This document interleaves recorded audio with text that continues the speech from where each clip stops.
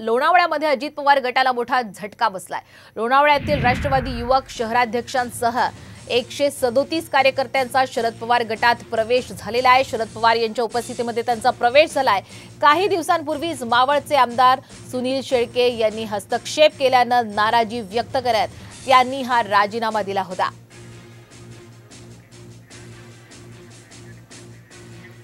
तर या ठिकाणी शरद पवार बोलतायत, थेट जाऊया। या पद्धतीचं राजकारण आज त्यांच्या ठिकाणी केलेलं आहे आणि म्हणून सत्तेचा एका बाजूने गैरवापर, विरोधकांची अशी खोटी टीका आणि त्या पद्धतीने देश मी चालवणार हे सूत्र घेऊन आज भाजप आणि विशेषतः मोदी साहेब आणि त्यांचे सरकारी देशाचं काम करतात। अनेक गोष्टी सांगतात की सत्तेचा गैरवापर तर इतका आहे।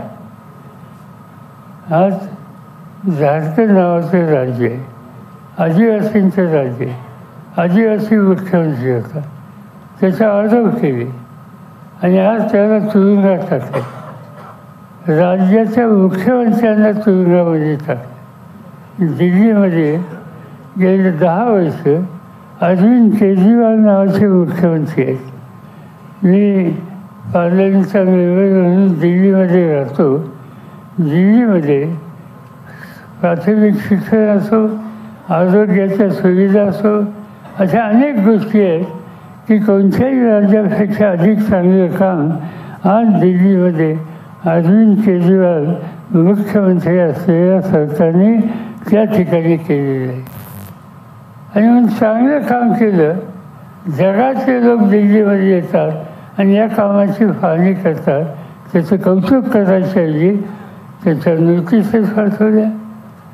आजच पेपरला छापून आलं आहे की आता 8वी नोटीस त्यांना पाठवली आणि मला शंका अशी आहे की ती नोटीस समन्स ते त्यांनी घेतलं आणि ते गेल्याच्या नंतर त्यांना तुरुंगात टाकायचं राहणार नाही।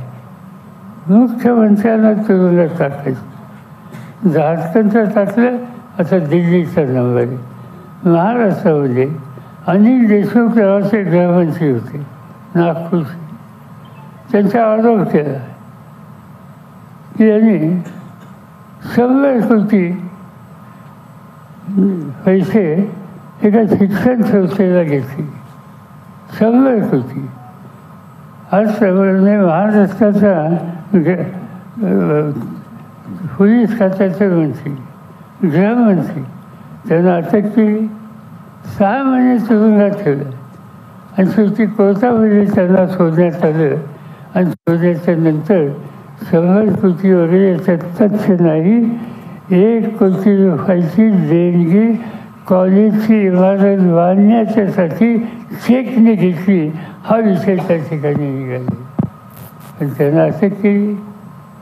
आज बाळासाहेब ठाकरेंनी शिवसेना स्थापन केली। मराठी माणसाच्या प्रश्नाची मांडणी ते सामना वृत्तपत्रातून करतात। सामनाचे संपादक संजय राऊत हे खासदार आहेत, माझ्या शेजारीच पार्लमेंटमध्ये त्यांची जागा आहे आणि सामनामधून नरेंद्र मोदींच्या सरकारवर त्यांची टीका टिप्पणी होती।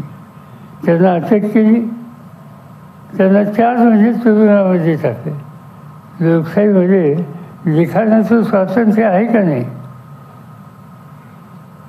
अगदी जुन्या काळापासून आपण बघितलं, जवाहरलाल नेहरू असोत, इंदिरा गांधी असोत, आणखीन कोण मोठे नेते असोत, यांच्यावर अनेकांनी टीका केली, त्यांच्या धोरणावर टीका केली, पण नेत्याच्या टीका केली म्हणून लेखकाला किंवा संपादकाला तुरुंगात टाकलं जातं, हे या देशात कधी घडलेलं नाही। ते हल्लीच्या राज्यकर्त्यांच्या कालखंडात घडलेलं आहे।